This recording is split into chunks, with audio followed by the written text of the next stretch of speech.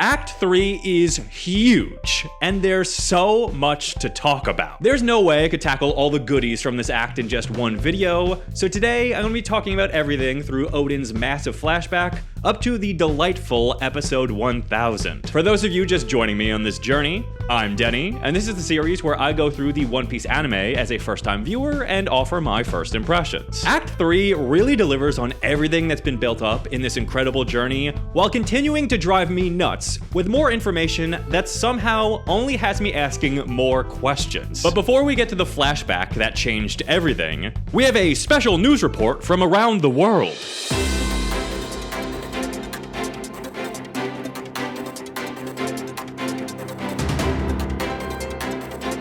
Breaking news! There are some stories circulating around the world that this anchor doesn't know the exact details of, but based on people's reactions, things seem important. The reverie has concluded. World leaders from around the world have decided to dismantle the warlord system, and the Navy is now pursuing these new outlaws. Will this decision cause more harm than good? Well, that's not for this humble anchor to decide, but as long as they stay out of my neighborhood, I don't care. In related news, I caught a glimpse of a competitor's newspaper with an image of Sabo the Revolutionary, and reports are in that the people of Alabasta are crying in the streets. Have that villain and Princess Vivi Nefertari been killed? I don't believe that for a second, and this is my show, so screw that paper. In fact, I quit. Oh, okay. It was cool seeing Big News Morgan dealing with the world government as they tried to cover up what went down at the Reverie.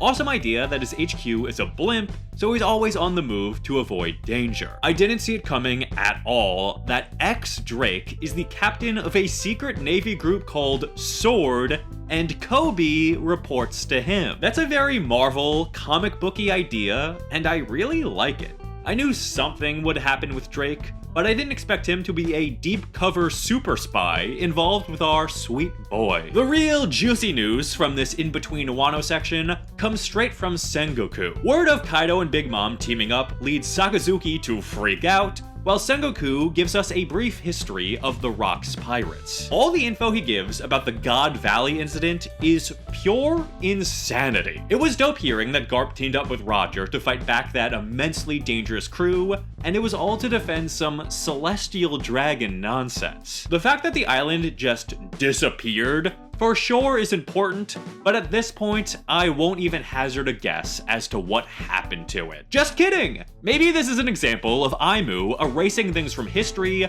like was mentioned at the end of the Reverie arc. This is just something I've got to keep locked in my nog so I can make a big fat O face for the reveal later on. Back at Wano, the Fire Festival has finally begun.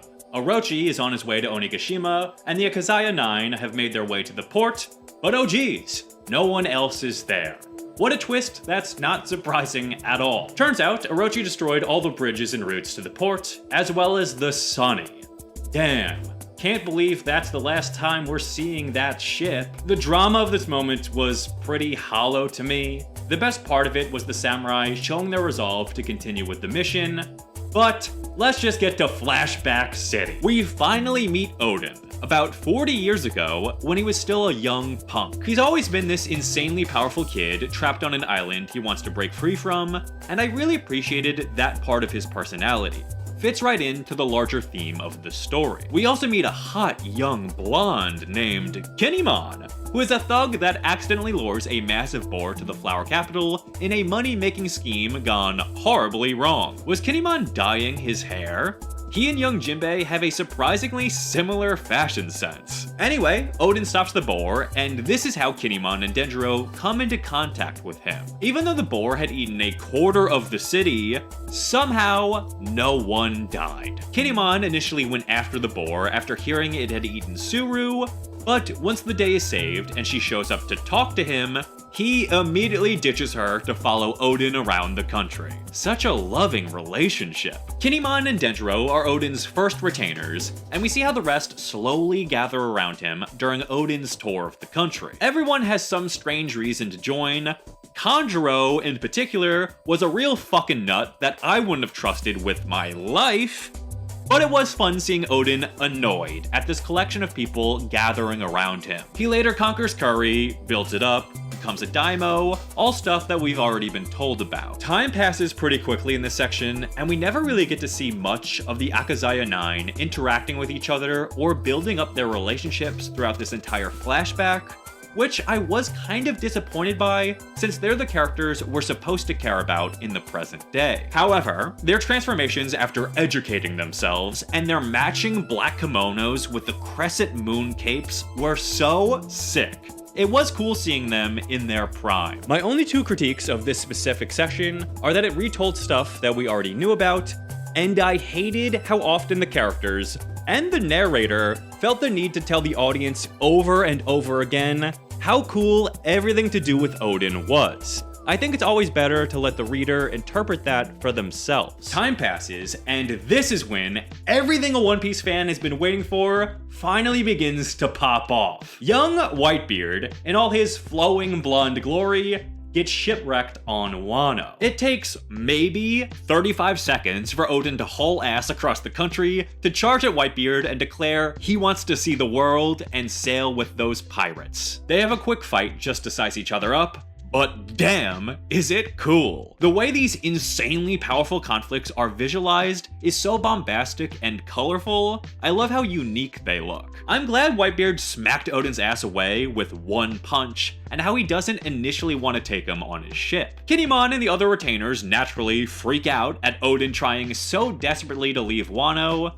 but freedom has always been his dream, and naturally, Whitebeard takes a liking to the eager fool, who is more like Luffy than I was expecting. So when Whitebeard tries to sneak away in the night and Odin catches him, he declares that if Odin can hold onto the chain, dragging him behind the Moby Dick for 3 days, then he'll be allowed on board. Of course, with only 1 hour to go, and looking like a bloated, grotesque monster of a man, Odin falls off the chain, only to help a screaming Toki on a nearby island. Their first meeting, so romantic. She turns out to be from, say it with me now, 800 years ago. I thought that had to mean something, but we'll get to that eventually. Whitebeard allows Odin, Toki, Aizo, Cat Viper, and Dogstorm to stay on as part of his crew. Notably, we see younger versions of a lot of the Whitebeard pirates we met at Marineford, Marco and Teach probably being the most important. I also think it's interesting how Whitebeard refers to Odin as his little brother rather than his son. He's the only member of Whitebeard's crew to not refer to him as Pops,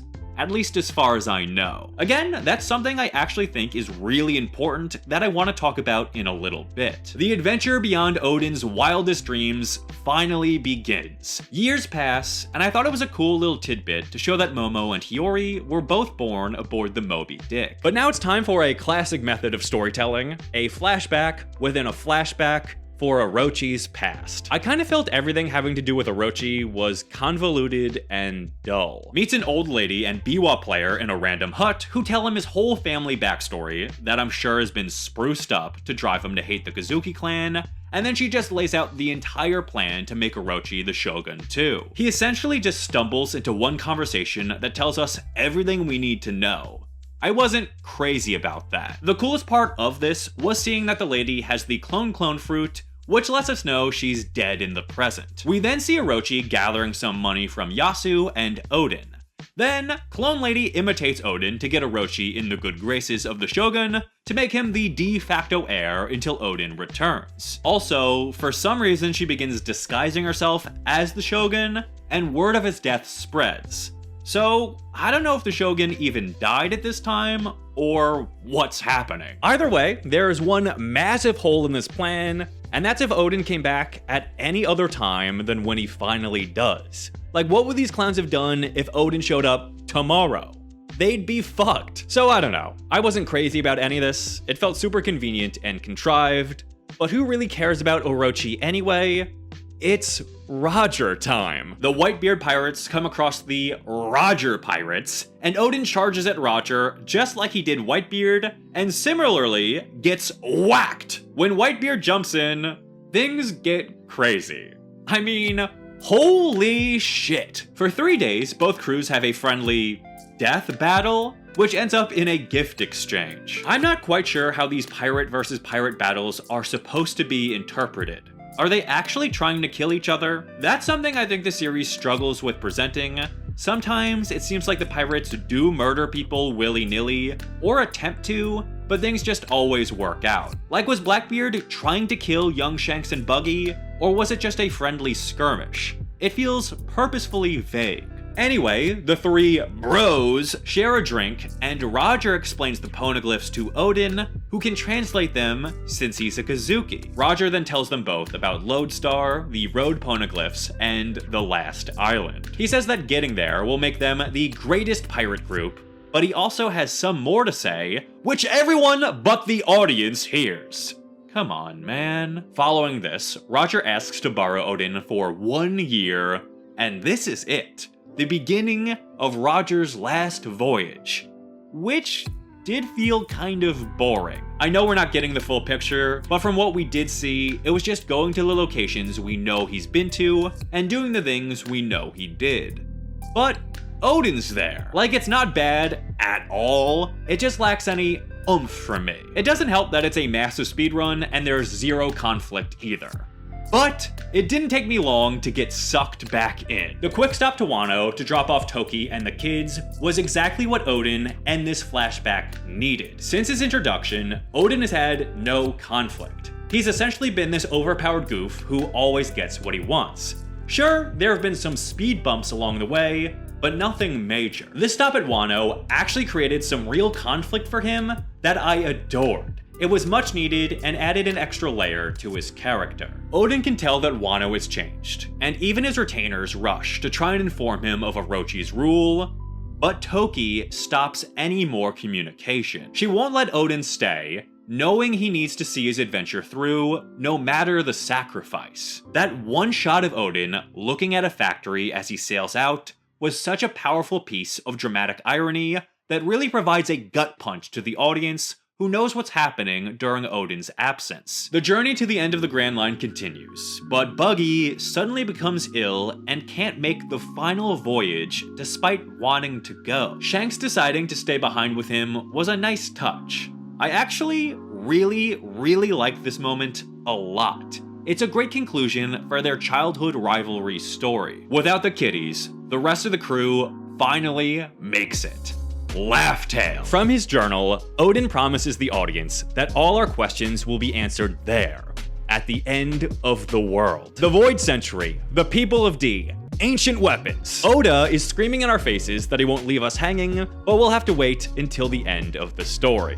That's fine. I'm strapped in for the long haul. Roger's reaction to what's on Laugh Tale is the real spotlight though. Right away, he mentions Joy Boy. It's his great treasure that was left behind, which apparently has some real funny story about it. Roger and crew laugh until they cry and laugh some more.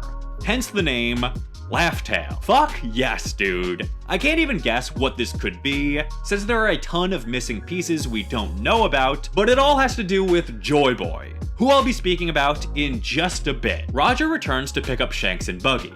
They sail on together until the disbandment of the crew and Roger's goodbye. Oof!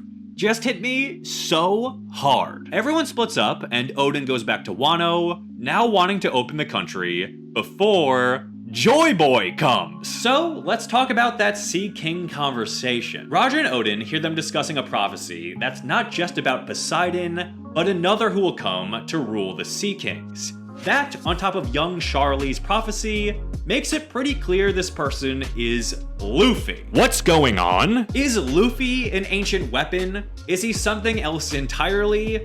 Is he Joy Boy? Does Joy Boy only come around every 800 years? If so, his treasure at the end of the line could be the treasure of dozens of Joy Boys. Funny story, it's gotta be hundreds of funny stories. What the hell? What does Joy Boy do for the world? Roger said they were too early. ODEN's in a rush to open up Wano before Joy Boy comes. Why? Wano has expectedly gone to shit. ODEN goes back to Curry and gets brought up to speed on everything by his retainers. During this time, it turns out that Orochi has already teamed up with Kaido and is forcing the citizens to labor at his new weapon factories. Kaido's men even attempted to kill ODEN's family. Yeah. The war is on! I think it's interesting how throughout this section of Act 3 I'm talking about today, we still don't get the backstory on Kaido's motivations or circumstances leading up to his arrival at Wano.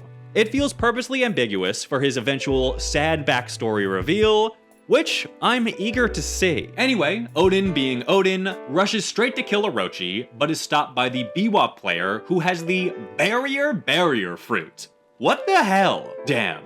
Imagine Bon Clay and Barto teaming up.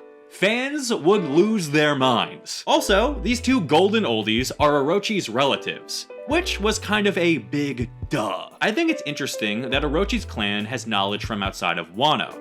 Devil fruits, people like Kaido, and they use that to secure their power and keep others from accessing outside knowledge. This closed-off nation doesn't remain closed for the safety of the people, but the protection of consolidated power. Oden asks what happened to his father, but we never get any answer, and instead, Oden begins acting like a fool in town. I thought this was because they had his father hostage, but for real, he asks what happened, and then that is 100% dropped. Meanwhile, word of Roger's execution spread, and seeing this retelling got me thinking, who talks to him at the execution? We're led to believe it's supposed to be a random person, but like, that was kind of a vitally important role in Roger's whole thing. Could that end up being someone? And while I'm at it, one of the commercial break bumpers blew my mind. The first image was of the first time Whitebeard, Roger, and Oden shared a drink.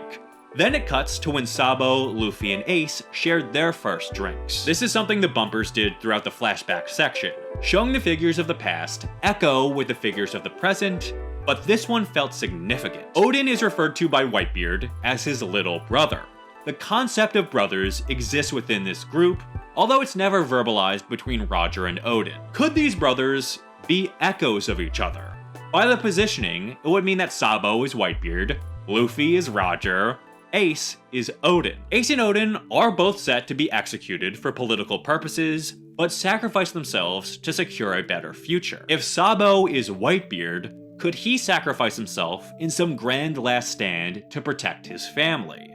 Luffy, the revolution. The parallels between Roger and Luffy are constantly made by the story. Even the hair colors. It's always been weird to me that Whitebeard had blonde hair, but it matches Sabo's. We are also only introduced to Sabo directly after Whitebeard's death. Could this have all been done on purpose? Enough side ramblings. After 5 years, Oden decides to stop being the national fool and attack Kaido in a fight that is badass as all hell. The stylized flower petals for blood was sick, but I am glad they flashed back to show the real blood. And that Kaido fight? I love the action in Wano so much. Oden really gives it to the Dragon Man. The only reason he lost is because the witch bitch pretended to be Momo as a distraction. Which brings us to Oden's timely execution. As fucked up as it is, the boiling was such a good idea. It makes sense that Orochi would do that to him given his constant Oden sayings, but also it thematically fits Oden's sacrifice. It's not over yet though. Similar to the test Whitebeard put him through, Oden submits a request to survive the execution. Kaido accepts and says that if he can last 1 hour in the boiling water, which instantly melted a regular guard, he'll be let go. So Oden hops right in, balls first, and lifts all his retainers above his head as he suffers. I mean, what a powerful visual. I get it. I get why Kinemon and the others are head over heels for this guy. It's here a young, immature Shinobu fills the audience in on why Oden has been being a stripper clown for the last 5 years. Orochi hates the country and wants to destroy it because his clan kept being hunted down after the man who committed the crime, his grandfather, had been punished for it. It's fucked up that his clan was being persecuted and all.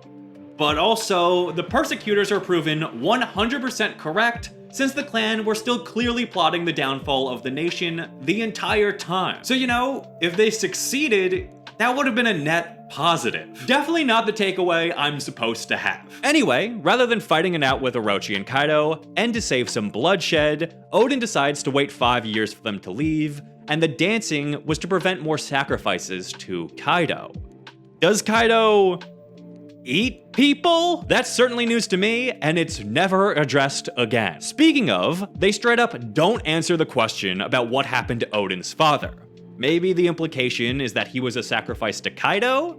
But I just don't know. Odin managed to last the full hour, but is toast. He sends his retainers out to save his family and gets shot through the nog. It turns out that it was Odin who told Toki about the man who will come in 20 years and start a war that will split the sea in two. Originally, I figured Toki had traveled through time and provided this knowledge to Odin's people, but she's just a regular time-traveling lady. She didn't have this all-knowing view of the world, but before she met Odin, she was traveling, looking for a time when the world turned upside down. Just like Roger, Toki sacrifices herself to make a difference with her words. Is it a message to Joy Boy? Is it a message to Wano? Who is the moon she's referring to? God, this Joy Boy stuff has me going a little nuts. I need to know. Anyway, she sends her peeps ahead in time, but we also get a look at the others who stayed. Dogstorm and Cat Viper got captured, but we don't know how they escaped. Kawa took Hiyori and ran. Ashura was just like, oh, ouch. But Denjiro, he's been the mystery this whole time, and what a fucking twist. I guess somehow he transformed himself in a hockey rage in order to disguise himself for the next 20 years as Kyoshiro. Holy shit. I knew something was up with that guy, but I didn't see this coming. It makes so much sense though. He infiltrated Orochi's inner circle, and only Hiyori knows the truth. It was so nice being able to finally connect most of the dots on the journey of the Akazaya 9. Finally, back in the present, the plot proceeds, now with the context of how Orochi and the Kazuki retainers arrived at this point. But, just to throw one more crazy twist our way, Orochi and Kaido discuss the mole within the Kazuki allies. This is something that's been hinted at for a little while now, and Orochi describes this person as someone who lives to be other people. This person will never break character, going so far as to die unless Orochi stopped them. Honestly, my first thought was that this was Denjiro. I think there was some recency bias, but I was working out just how horrifically fucked up it would be if Denjiro went this far in his commitment to his role, only to then turn on the crew at the snap of Orochi's fingers. But thinking about it for one more minute, it was pretty obvious the spy had to be Kanjuro. He's the only one without anything going on, and how he joined the squad to begin with always felt off. Turns out, I was right. Fuck that cabbage-eating freak. Before the spy reveal, I do want to highlight Kinemon's reaction to the betrayal. I think it's such a great display of character that he immediately makes excuses for the spy, sympathizing with their struggle and blaming himself for not seeing what that person would have been going through. He's such a good guy and leader. Then Kanjuro reveals, nah, he enjoyed it and did it from the very beginning because he's part of Orochi's clan. Then he holds Momo hostage on the shore. Even the bad drawings were fake. Hold up. Are you telling me Kanjuro put Ryunosuke through all that hardship for nothing? I'll kill you myself, you bastard! All hope seems lost as Kaido's forces close in. But then, the Straw Hats arrive. Then, the Heart Pirates. Then, the Kid Pirates. Oh my god. It's happening. The tables have turned as all three captains compete with each other to take down Kaido's ships with way more force than necessary. I love this return to the Saobody dynamic. Such a good time seeing them reunited like this. Then, Denjiro zooms in, chops a ship in half, and reveals himself to his boys, bringing with him 200 of his Yakuza troops and 1,000 samurai he freed from the capital. In yet another twist, Denjiro goes on to praise Kinemon's brilliant plan to throw the spy off the trail by suggesting the wrong port as the rendezvous. Of course, in reality, Kinemon just got it all wrong, which honestly fits so well with his character. He's an earnest, but very stupid man. So, all the troops Orochi thought he stopped are now assembled, plus Denjiro's peeps. The raid is all set, baby. Yet, somehow, in all of this, Kanjuro managed to get away with Momo, but the young lord's character arc takes a nice turn as he stands up like a man and tells everyone not to worry about him. So, they don't. The Straw Hats charge ahead to attack a fort on the way, and I love all their outfits so much. Just look at them in their battle glory. But, come on. The real standout is Luffy with that Shanks-inspired cape. He's really starting to look the part of a legendary pirate. But something's missing. Things don't feel complete. Good thing, Jinbei's here! Luffy jumping down to hug him was so cute, and I like how Jinbei is sticking with the helmsman thing, and how he kind of gets Franky's blessing. The Straw Hats are finally all together after so long apart. They go to celebrate with a toast that is then interrupted by a truly gorgeous, wonderful charge forward of all the allied ships. Luffy decides to save the toast until they win, which is so classic. The shot of the filled mugs on the floor was an instantly iconic One Piece moment that I think will be up there with some of the best group shots. The raid begins. A lot of the stuff we see going forward is largely action-based, so I won't waste your time horribly describing things beat by beat, although I will say the initial infiltration was a pretty fun time. One of the first big takeaways comes when we cut over to the dastardly villains to see how they're planning to take down our heroes. Oh, they're just at an extremely well-produced rave put on by Queen and Scratchman. Pretty sick. Anyway, Kaido has a son? The Alliance lands in the harbor of Onigashima, which also looks way cooler than I expected. I really love the vibe of this HQ. Everyone is disguised, and Zoro goes running after Luffy, who went running after Kid, so it was only a matter of time until everything went to hell. Just according to plan. I will say though, Luffy and Zoro ruining everything because they see Kaido's forces wasting food was a well done trigger. But I did not need the dozen of flashbacks to Tama over 3 episodes. The rest of the Straw Hats have their own role in the plan. Franky busts out the vehicles. He and Brook take the Black Rhino, whereas Usopp and Commander Chopper take the Brachio tank. Of course, it's only a matter of time until they're spotted by Big Mom and battle in what felt like an insane fever dream. Chopper leads the fight in this random wasteland, and after Usopp gets the victorious point-blank shot on Big Mom, Chopper hurls a grenade into her mouth and says, "Here's extra candy." He's an action star now. I was cracking up during this sequence because it's so over-the-top ridiculous. Of course, Big Mom is fine and goes on to capture Nami and Carrot in her quest to get Sweet Zeus back. In the background of all this, we've met the full Toby Ropo squad, which seems chock full of infighting that I'm sure will benefit the Kazuki allies, but I'm not going to get into any of that in this video. Luffy fights his first Toby Ropo, the most annoying woman in Wano, Ulti, who he has a surprisingly hard time against. Luckily, Yamato jumps in to save him. Yamato wants to talk to Luffy, who doesn't have the time and starts attacking, but he can't land a single hit. If Luffy cannot handle Ulti or Yamato, I think that's the story telling us that he still can't defeat Kaido yet. Maybe he still needs to improve his Rio, or have some kind of Rio-infused 4th gear transformation. Anyway, Yamato keeps being rubbed in our faces as an important character, so I guess it's time to talk about him.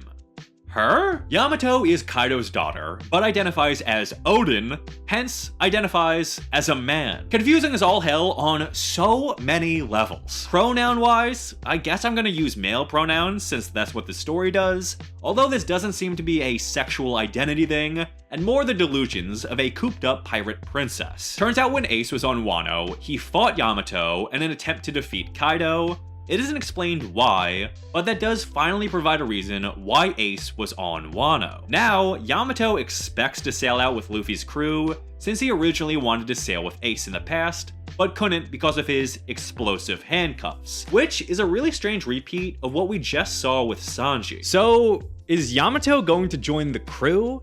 Seems pretty presumptuous of him to just assume he's going to join, but at the same time, he has a design that pops out from the rest of the world, so it is possible. Luffy is also a sucker for an Ace connection. Regardless, Yamato wants to open up Wano. He found Oden's journal and knows his whole life story. I'm glad that actually showed up because it was a bit of a jarring narrative device for the flashback that had no present-day tie-in until this. Now it's time for the announcement of some evil schemes. Kaido stands before the banquet and declares his alliance with Big Mom for the new Onigashima project. They will gather the ancient weapons, throw the world into a state of violence, and get the One Piece.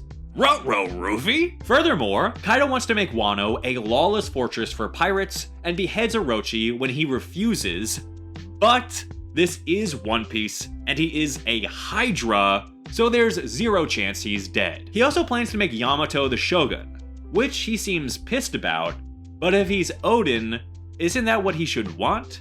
Kaido might know this and actually be a pretty supportive dad. You know, aside from the wrist bombs. Now, this is when things get real good. Marco has arrived. I knew he'd come. There was no way he was missing this fight. I'm guessing he felt he could because Weevil's warlord status has been revoked, but that hasn't been explained yet. Oh, and Cat Viper and Aizo are here too. With the new Akazaya 9 mostly assembled, they take on Kanjuro, who is just pure evil, and I appreciated that about him. I do wish we actually got to see any of the relationships develop between these samurai during the flashback, so this betrayal would hit a bit more. Meanwhile, Momo has been strung up before the banquet hall and publicly demeaned by Kaido, but he offers one last gracious opportunity for the young lad to not be brutally murdered. He just has to say he isn't part of the Kazuki clan. Idiot! Don't you know our boy's going through an arc? Momo proudly declares his name and that he's the man who'll be the Shogun of Wano in a cathartic moment that infuriates Kaido. Cut to the samurai. This glorious sequence of the fully formed squad charging through the HQ until they all bum rush Kaido was magnificent. The 9 use Ryuo to stab into Kaido as he sees ODEN attacking him, and they all crash through the floor. This is the moment we've been building to since Zou, but this act especially has all been about this singular goal, and I think it was executed flawlessly. Luffy declares all-out war to Big Mom, and the conflict enters its next stage as the Straw Hats all slowly begin to assemble for one more climactic battle. Before getting to episode 1000, I just want to briefly give my thoughts on some of the action leading up to that point. Shinobu's attempt to save Momo was a great moment for her. I thought it was a bit weird Sanji suddenly rescued him in his raid suit, but that leads to an interesting conflict with King, so I'm not complaining. The Nami and Zeus saga finally comes to an end, and I don't think I'm actually gonna miss him. He never really provided the boost to Nami that I expected. Honestly, the best moment of this subplot was when Frankie and Brook came riding in so casually to save the day, just singing their song as Frankie busts the front tire onto Big Mom's face, and Brook slices Zeus in half. For a moment there, it looked like Frankie was going toe-to-toe with Big Mom, and I could not contain my excitement for that possible showdown. God, I fucking love Frankie, dude. To keep the hype going, Usopp and Chopper finally arrive with the Brachio tank, so it's Iron Pirate time. General Frankie, everyone here is screwed. Topside, the Minks have arrived to assist the 9 in their battle against Kaido, and I hope he brought some silver bullets, because it's a full moon, baby. But Jack also arrives. I did not see this Mink revenge subplot coming, but I love that it did. Finally, Marco goes after Sparrow, Lick, but it turns out he doesn't want the alliance with Kaido either, and the two actually team up and begin attacking Kaido's forces. How the hell is Big Mom going to react to that? This throws a huge wrench into everything, and might just be both emperors' undoing. Now, episode 1000. Such an incredible achievement. I can't believe I made it here. 1000 episodes of a show that I started watching so late in the game. In a way, this feels like someone else's party. I can't imagine what it must have been like to get this far starting from the very beginning, and I really can't imagine the emotions of the team behind the scenes. I will say though, that opening theme hit me hard. The original Scroll backstory with Gold Roger, the updated artwork for the original We Are opening, God, it was just so beautiful. The plot of the episode itself is fairly simple. Luffy and Zoro want to get topside to join the fight against Kaido, but are stopped by King and Queen. This is when the Straw Hats all form up with some entrance attack and a brief highlight of their big moments throughout the series. I really appreciated this. It even works for Jinbei, who's technically a new addition to the crew, but still has so much history with them by this point. The Straw Hats are all assembled in combat once more, in an effort to get Luffy and Zoro topside. It's been too damn long.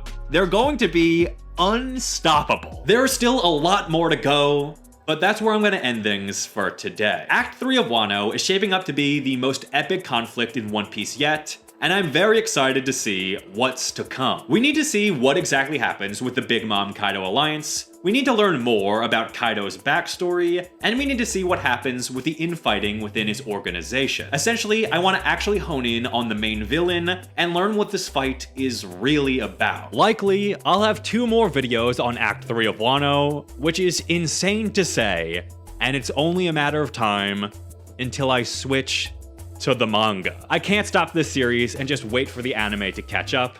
I don't have the self-restraint, but that's a story for another time. Thank you for watching this video, and of course a special thank you to my patrons who are so cool they can clean their cheeks with one wipe.